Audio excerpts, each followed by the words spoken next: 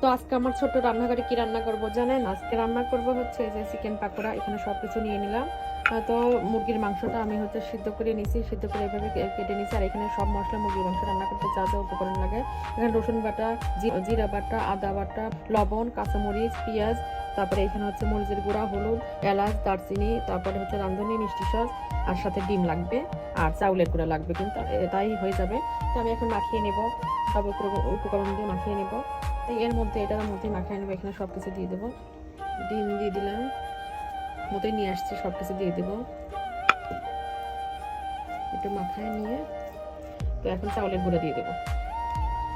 অবশ্যই চাউলের গুঁড়া দিয়ে বানাতে হবে, তাহলে কিন্তু মুচমুচে হবে। তো এখানে চাউলের গুঁড়া দিয়ে দিলাম, দিয়ে ভালোভাবে মেখে নেব।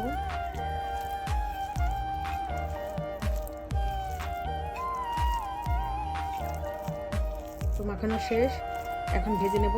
চুলাটা জ্বালিয়ে দেবো, সব উপকরণ কিন্তু দেওয়া শেষ। এই তো চুলা জ্বালিয়ে দিলাম।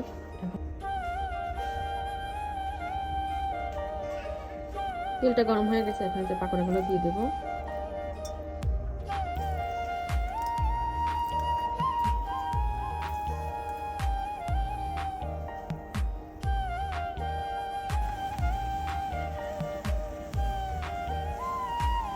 এতে এক পাশটা হয়ে গেছে, উল্টিয়ে দিই।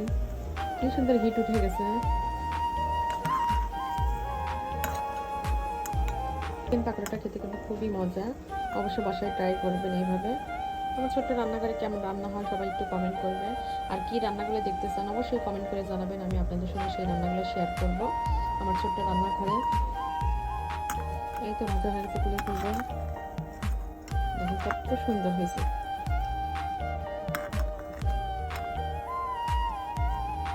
অনেক লোভনীয় হয়েছে কিন্তু চিকেন পাকোড়াগুলো। তো যেগুলো আছে সবগুলো আবার দিয়ে দেবো।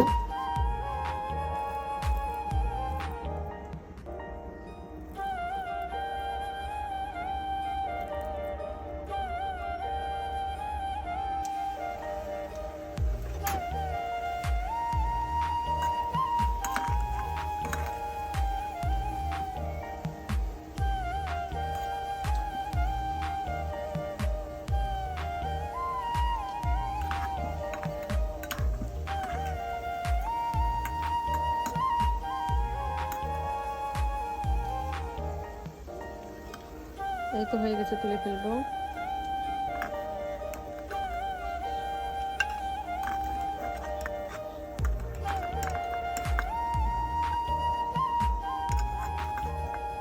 তৈরি হয়ে গেল আমার ছোট্ট রান্নাঘরে চিকেন পাকোড়া।